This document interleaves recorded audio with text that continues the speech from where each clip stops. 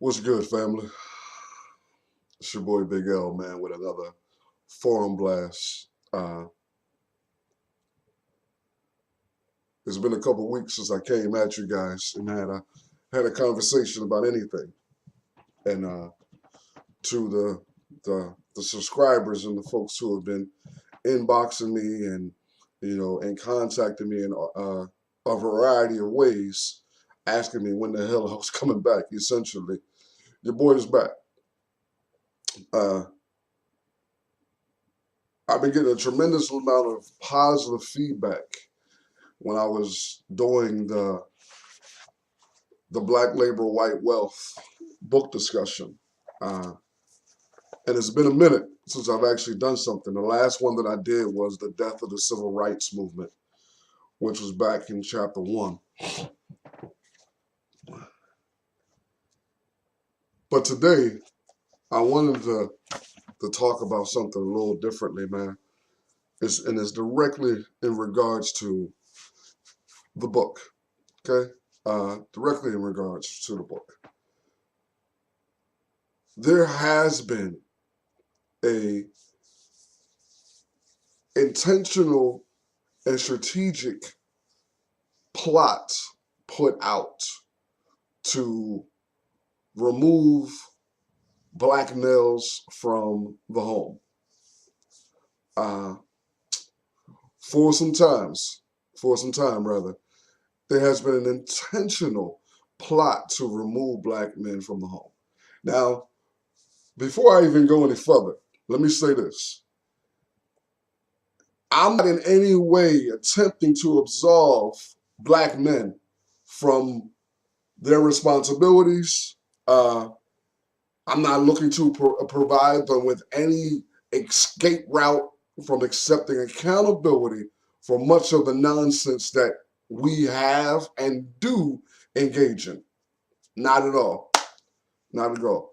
But what I want to do is provide information for people to understand the foundation that much of we're building our lives upon has always been shaky, shifty, and intentionally put in place for us to stumble. But one of the things that you'll notice today is that it's incredibly prevalent within black society is the criminalizing of black men.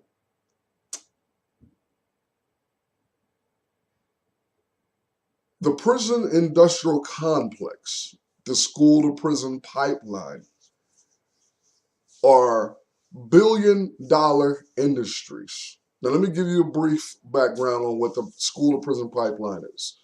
The school to prison pipeline is essentially a pipeline, as it says in the title, that is being used to funnel young black males from schools into prison. From schools into prisons. The school to prison pipeline. If you notice now in many schools, they have a quote unquote zero tolerance policy where a lot of the behaviors that black males exhibit, display, involved in are often written off and immediately sent to a place where uh, they accumulate fines, they accumulate tickets, they accumulate tons of suspensions, and they accumulate a label that they are a problem, one that only can be resolved through harsh punishment, which is a lot of times expulsion, which leads to crime, which leads them to juvenile detention, which leads them to prison. And it starts in our schools. And there's a variety of reasons why that's taking place within our school system. And I've always been of the mindset that the current American education system was not set up to properly educate blacks as a whole, and has done a very piss poor job in the managing of black folks in the education system. So that's the school to prison pipeline. So the school to prison pipeline, once the young black folks are in prison, now we have them involved in the prison industrial complex, which is now the privatization of prisons.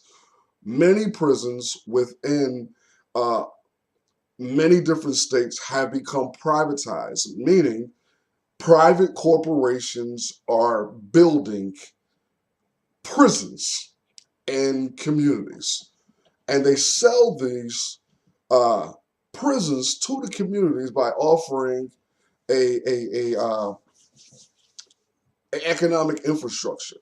So what they'll have is they'll move it and put this prison in an area where the economy is piss poor, bad, and needs to be elevated. So these prisons will offer hundreds of jobs to the peoples in the communities. But what they don't understand is that these prisons often have contracts with the state or local governments saying that we'll put this prison here, but you got to make sure that you give us enough inmates in order to sustain these prisons. That's where the school to prison pipeline comes in. They're funneling young black males into this criminal justice system, this prison industrial complex. So when you have the school, the prison pipeline, and the prison industrial complex, along with a variety of other issues, you have young black males being taken out of their communities and taken out of their homes. Okay? But that's intentional. Why? Because it involves the criminalizing of blacks. Now, I'm going to go and read some of this from Dr. Claude Anderson. And I want you guys to kind of pay attention to what I'm saying, okay? The criminalizing of blacks, especially black males, is a major obstacle of black empowerment for at least 3 reasons, okay? Here's one big one. American society has long linked crime to blacks, especially young black males. Now, every time you turn around, when there's an incident that pops off somehow, uh, whether it be the way they handled Mike Brown's murder, or even the young brother Tamar Rice when he was murdered by the police there in Cleveland, Ohio, they immediately ran to his stepfather, saying that his stepfather had a criminal record. Now, they didn't come out verbally and say his stepfather had a criminal record. That's the reason why Tamar was killed. But the implication was there. The leap was made. So what happens is you have people within a dominant white culture who, when they read about the criminalization of black males in those incidents, automatically go to the justification, oh, well, he deserved to be killed then. To this day, people are trying to criminalize Mike Brown and saying that he's directly responsible for the reason why he was killed by the white supremacist Darren Wilson. That's part of it, and that's directly linked to the way this country, America, was built and put together. Number 2, blacks have been forced to live in marginal social conditions that produce pathological survival behaviors. Now, it's important for people to understand, man, that it's either one or two extremes here. Either people believe that blacks are natural criminals, that they have this predilection for crime and it's inherent with them, or you are of the right mind and the right understanding that much of the crime, not all, because we still doing some stupid that we shouldn't be doing, and it's just some evil stuff that we're involved in that we shouldn't be doing. But much of the crime that we're involved in within black society is survival crime. And I hate to even go down that path because many people think that I'm trying to justify and say that and give them an excuse. No, not at all. Much of it is survival. That doesn't give an excuse to say that it's okay, because it's still ignorant as hell and still shouldn't be done. At some point in time, we have to begin taking responsibility for the nonsense that we do. And the only way I feel to do that is we understand the foundation that these situations are built on, have an understanding of who we are, in order then we can begin to build and push through those things. Number 3, black communities, and this is an important one, man, and we still don't have it till this day. Black communities lack an accountability mechanism that could establish, reward, and punish behavior that is detrimental to us. We don't have a code of conduct. You dig me? Everything is cool. Everything is cool to be involved in. Everything is okay to do nowadays. There's no code that says, yo, you can't do that. That's a violation. That's a violation of the code. Now, let me say this. Many people continue to say there once was honor amongst thieves, that the people who actually did have a code were the criminals. There's no code anymore, period. And there has to be, at some point in time, we as, and particularly black men, have to take a stand and say, you know what? That behavior is unacceptable. It's a detriment to our community. You are not allowed to do that. And then follow up with consequences for that type of behavior. Very important. Here's something that Dr. Claude Anderson put in there, man. Since the late 1960s, blacks have been so overexposed to black crime within their communities that they now accept it as normal black behavior. We've been so conditioned to see these type of things that now, for many of y'all, it's acceptable and it's cool. And this is the point that I was making earlier. The criminalizing of blacks does not excuse blacks who are engaging in criminal activities from being held accountable for their behavior. But the black community should hold them accountable, not only in a majority white society that fosters the conditions that encourages blacks to commit criminal acts. Many blacks in the past and will continue to commit petty blue-collar crimes in the future. But all behavior is caused, whether it's perceived as being good or bad. It should be noted, therefore, that black crime markedly increased at the same time and in direct proportion to blacks becoming obsolete and expendable as a labor class in the early 1960s. Here it is, and I'm going to read it twice. As black wealth, income, employment, business, education, and male role model opportunities diminished throughout the country, black criminal activities went up. One more time. As black wealth, income, and employment business, as black wealth, income, employment, business, educational, and male role model opportunities diminished throughout the country, black criminal activities increased.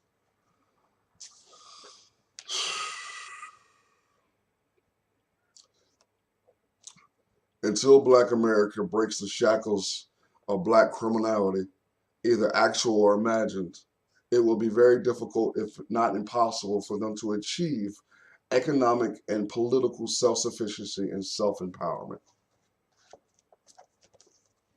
Black labor, white wealth, Dr. Claude Anderson.